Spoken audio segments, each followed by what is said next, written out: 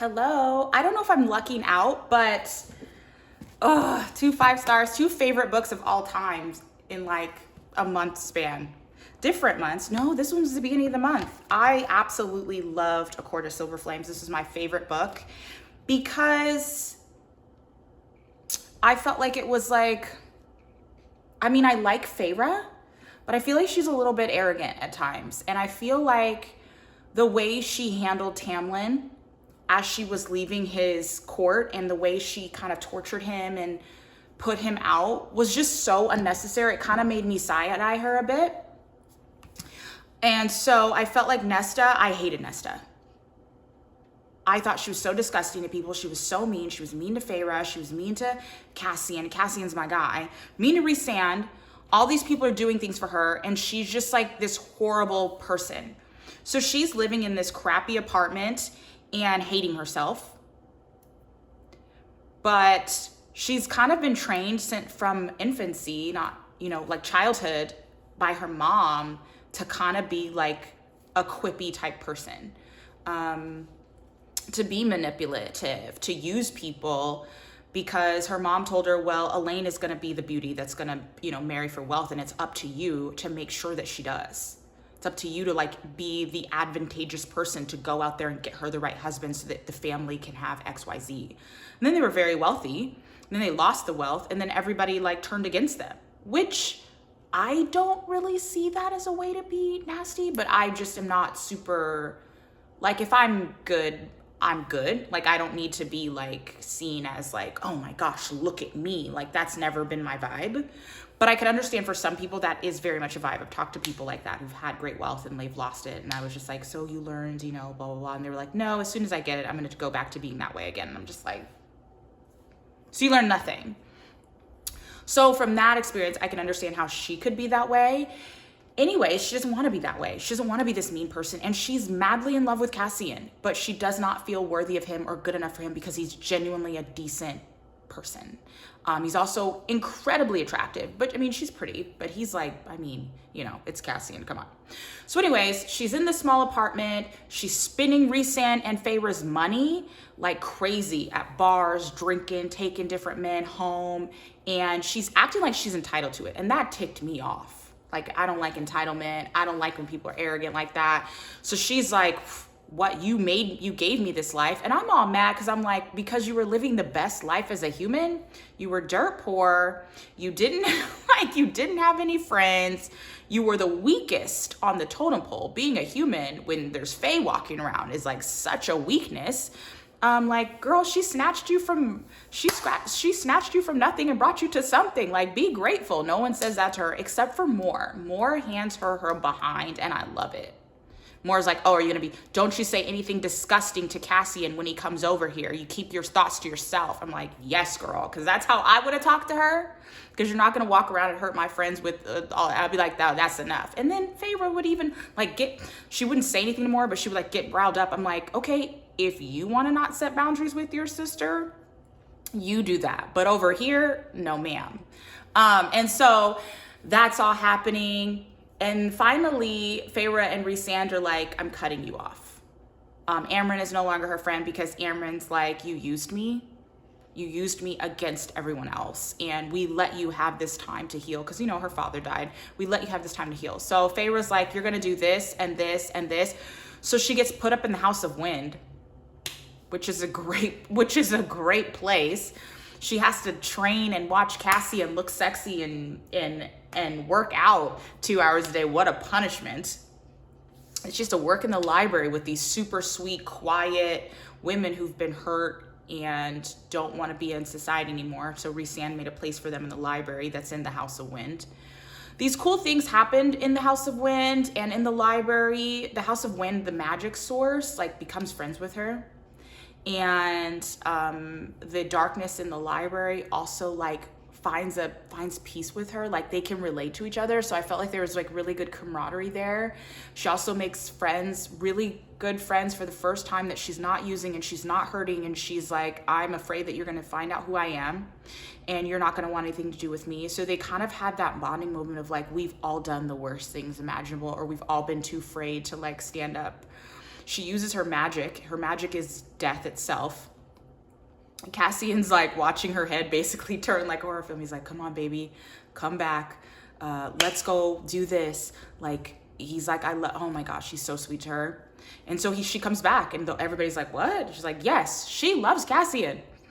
So she does these scary things. They bring the Valkyrie back because Nesta's like, I want to be a warrior. And that's my thing. If you're like the wife, and this is what I don't understand about Tamlin. I didn't understand about Tamlin. It's like, if your girlfriend, your wife, your mate is like, cannot fight, you're in danger.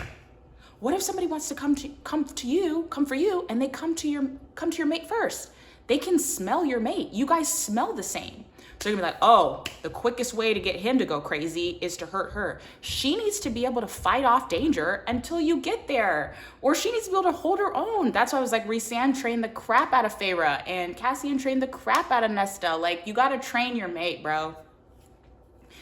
So eventually she's like, she trains with Cassian, gets really good, wants to be a Valkyrie. They get thrown into this trial because people are making fun of them. Like, how dare you women? Oh yeah. High Fae and like lower level Fae, they want women to be subservient, basically like human men. They clip their wings. They don't let them do things. They laugh at women that want to be warriors. So they get thrown into this trial, the same trial that Cassian, Azriel, and Rhysand won. You don't get to use your magic. You just have to like go into the woods, and you know what's in the Fey woods. Crazy nonsense that like feeds at night. Like, it's the scariest thing ever. Sometimes I'm like, I want to live in Valaris and like be married to Cassian and blah, blah, blah. But then it's like, girl, you accidentally get thrown in the woods somewhere. Like, the horrors of their life is crazy. So they do that. The queen is doing weird stuff. She only like a part of the danger of the queen, but you see what her danger is like. She basically gets to the point where she's controlling Cassian and Nesta. And then Rhysand and Feyre are having the baby, and Nesta does something really cool there for the baby, which I think is just like, it's the first time she's ever told Feyre she loves her. I'm like, the first time? You lost the money, you were poor, you were starving. Feyre went into the woods to hunt. You've never said thank you to her. Never told her you loved her. Nesta makes amends, which was necessary for me and the character development. You can't just change. You gotta, I'm sorry. Like, I need to hear the words, and I need to see the change of behavior for it to go well. And she did it. She humbled herself. There's this moment where she was mean to Feyre. Like, she did her like vicious thing where she was like, oh, you think this about yourself? Blah, blah. She's like spitting venom.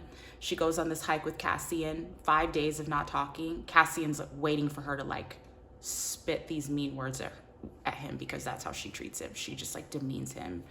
And every time he like repeats the demeaning statements, she like feels it in her soul. She's like, I hate that I hurt him this way. Finally tells him like, you're too good for me, blah, blah, blah. That's why I've been pushing you away, which is like, I needed that as well as like a reader. I needed that from her. And then, so Feyre's like, I forgive her. Cause you know, Feyre is always so, I forgive her. At least she told me, no one else would tell me. Cassian's like, yeah, but she did do it to hurt you. Rhysand's like, get her out of here right now. Cassian picks her up and flies her away. I was like, yeah, before Rhysand comes and snaps and everybody's gone. And he's like, oh man, I shouldn't have done that. Like, I understand that when you have that type of power, it's like, get out of my sight, go someplace. So instead of like spewing her venom at him, she breaks down and cries. She's like, I don't want to be like this anymore. I want to be a better person. I'm trying. Like, I was just like, aw, Nesta. So she saves Feyre and the baby. Rhysand gifts her the House of Wind because the House of Wind, like the magic source, likes her the most and is just having fun with her. They're friends. So her and Cassian get to live in the House of Wind. Woo. Win. For all the things she's done and for her saving Rhysand's love and him and all that. Also, if you're a mate, I get it. But if you're a mate that rules over thousands of people, maybe millions, I don't know how big Valaris is, you cannot enter a death pack. How ridiculous is that? Like, if you die, I die. That's not romantic. It's not romantic. What's romantic is a big, huge painting of your love and your lost mate. Now, the kingdom is in shambles. Who's gonna rule these people? That made me so upset. That made me so upset. Well, we didn't think that we would die like this. You could die any number of ways. What's wrong with you? Don't ever do that again. Quicksilver and his girl did it right. They were like, I will live my life mourning you. Okay, sure, say something like that. But a death pact is insane. So anyways, Rhysand starts gifting Nesta all these things, like, thank you so much. He bows to Nesta because she does something major. You probably already know what it is, but I'm not gonna tell you here. And then they change their anatomy so they can birth like winged babies. Nesta does that too. Nesta speaks to the mother. I feel like there's so much talk about like the cauldron, but the other half of the cauldron is the mother.